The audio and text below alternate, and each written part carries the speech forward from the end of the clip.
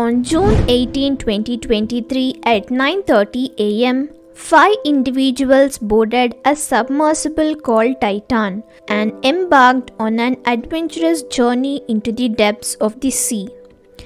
Their destination was the wreckage of the Titanic, the iconic ship that sank nearly a century ago. This extreme form of adventure tourism comes with a hefty price tag, with each person spending over 20 million rupees just for a few hours of this exclusive tour. The high cost is justified by the fact that the Titanic wreck lies at a depth of 3,810 meters below the sea surface, requiring advanced equipment and expertise to reach. The Titan submersible, operated by the company OceanGate, began its descent into the water.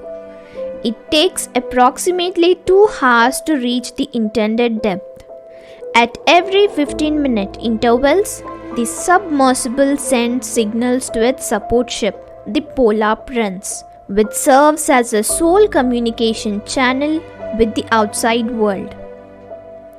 However, on that fateful day, after only 1 hour and 45 minutes of diving, the submersible abruptly lost contact with the support ship at 11:15 am.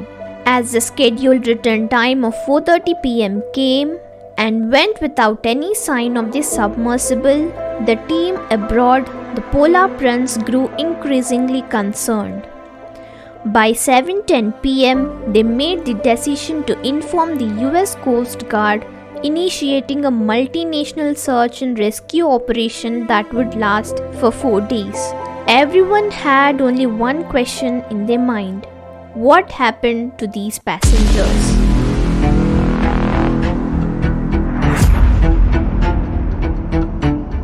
The area where the Titan submersible disappeared is located in the Atlantic Ocean near Newfoundland, Canada, approximately 600 kilometers away from the Canadian island. The Titan wreckage, divided into 2 parts, the bow and the stern, rests at a distance of about 800 meters from each other. It is important to note that the Titan submersible is classified as a submersible and not a submarine.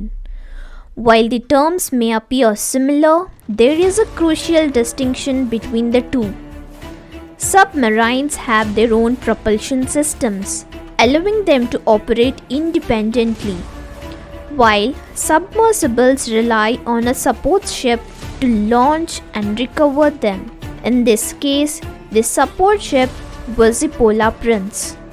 The entire operation was conducted by a company named OceanGate, led by CEO Stockton Rush, a former aerospace engineer.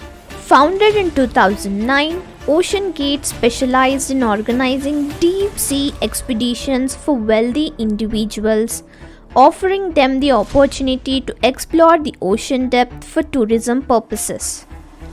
The submersible used for this mission, called Titan, was specifically designed to reach depths of 4,000 meters, equivalent to 4 kilometers underwater.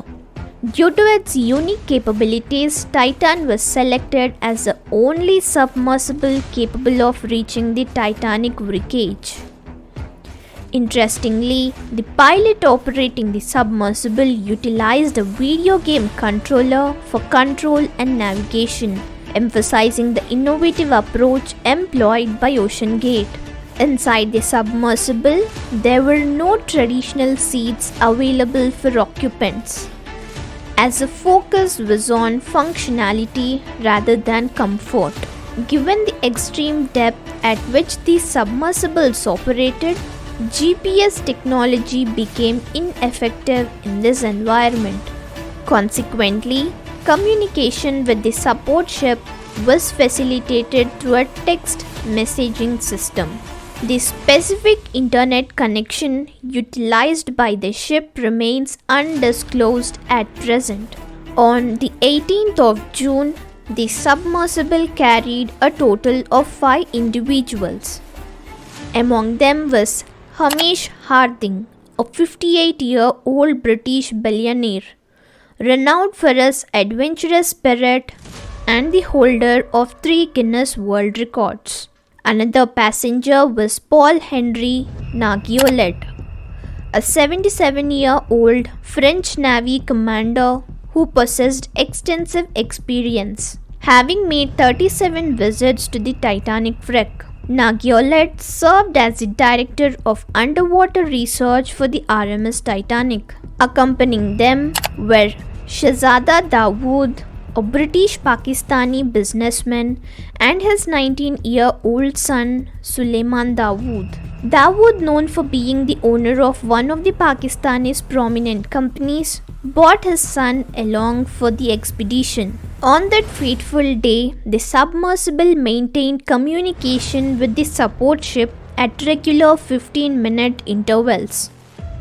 However, this communication abruptly ceased at 11:15 am, leaving no further signals received. Despite this, it was anticipated that the Titan would resurface as scheduled at 4:30 pm. When the Titan failed to resurface at 4:30 pm, the crew on the support ship waited for a while before notifying the US Coast Guard at 7:10 pm.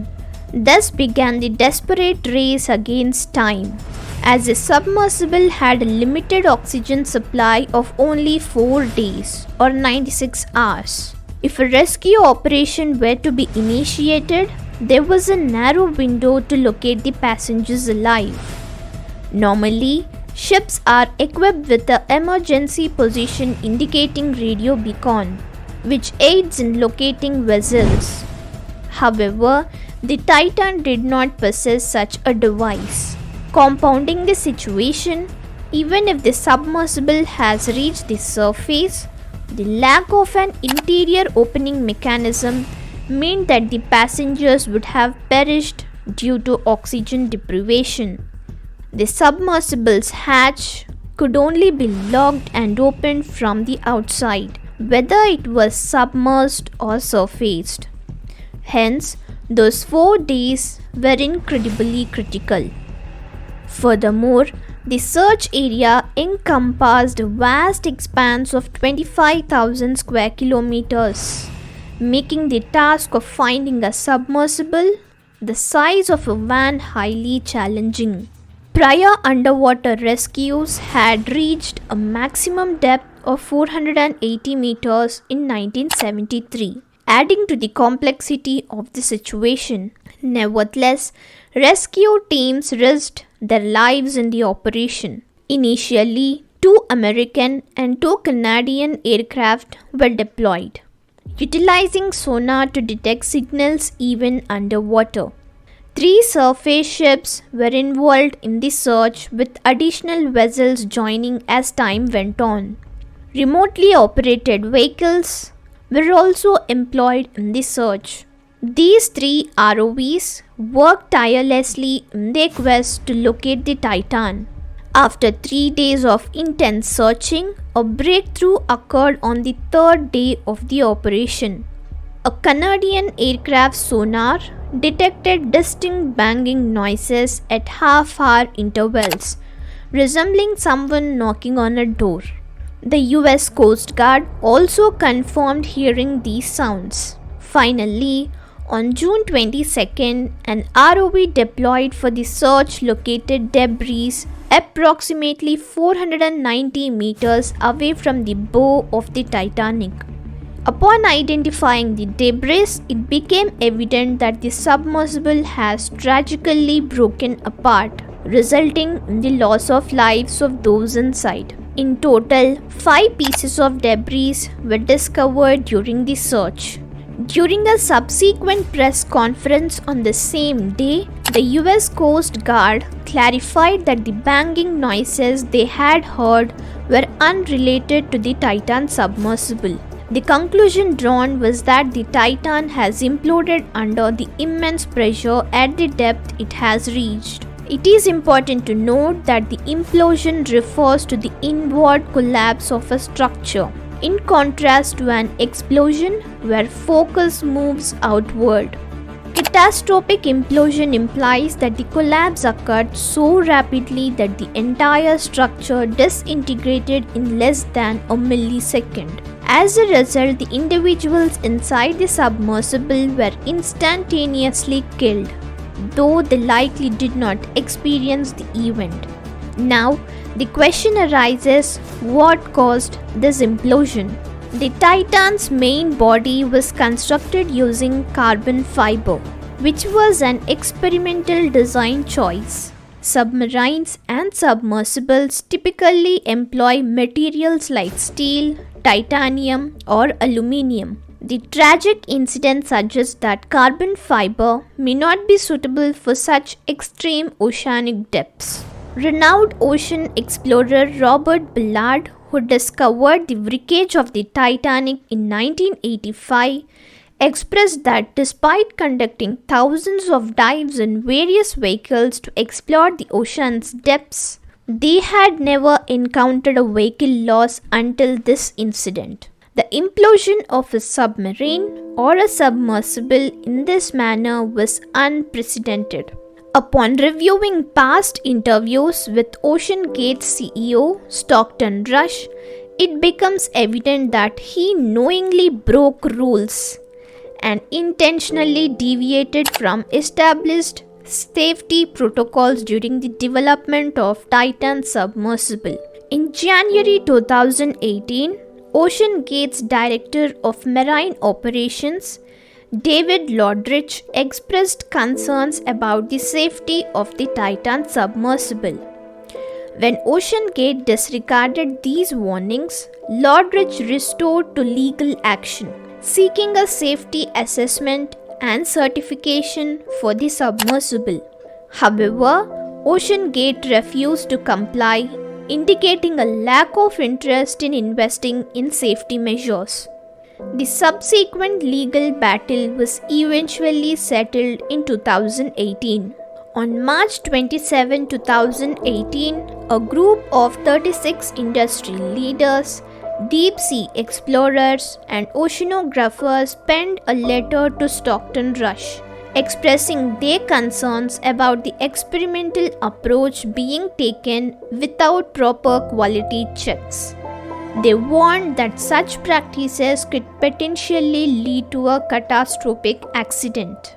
Additionally, in March 2018, another deep sea exploration specialist wrote an email to Rush, advising him to prioritize safety and avoid putting himself and his clients in danger.